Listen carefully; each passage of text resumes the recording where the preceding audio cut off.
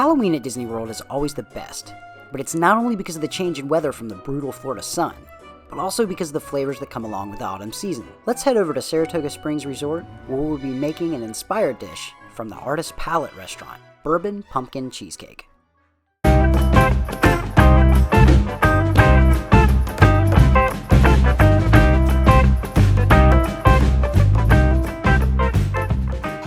Hey guys, and welcome to another episode of Remy's Apprentice. In today's episode, we will be carving pumpkins into the shape of Mickey heads. Just kidding. We will be making our own pumpkin puree, though in order to do so, you need to make sure that you have the right type of pumpkin. Now this is what they call a pie pumpkin, but I'm sure there's some technical type of term out there for it.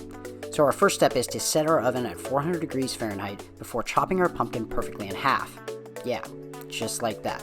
Then gutting it, and placing the chopped half side down onto a lined baking pan and baking for 45 to 50 minutes. While that is baking, let's prepare our crust. According to AJ over the Disney food blog, this cake had too thin of a crust when she had it at the actual resort. So we're going to fix that problem with a half cup of crushed pecans, 3/4 cup of crushed graham crackers, add to a bowl with 1/4 cup brown sugar, 1/4 cup granulated sugar, and a half stick of melted butter, Paula Deen style. Mix and pack in the bottom of a 9-inch springform cake pan, then place in refrigerator for 1 hour.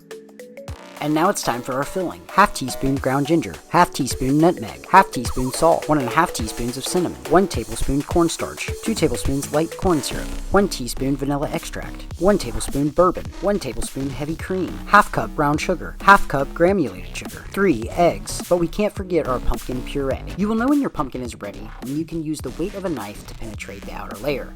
Next, scoop 1.5 cups of the inner flesh into a food processor or blender and mix until you have the consistency of applesauce or pudding. Oh yeah, and let's not forget, 3 8-ounce bricks of Philadelphia cream cheese. And there you have it, all of our ingredients for our filling.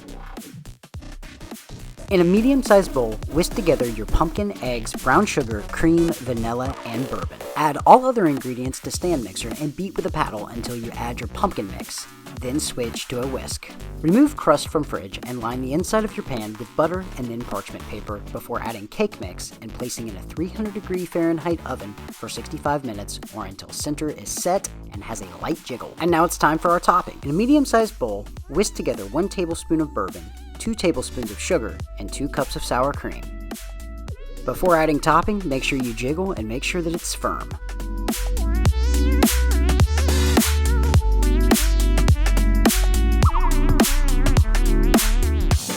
After you dress it, place it back in the oven for 7 minutes.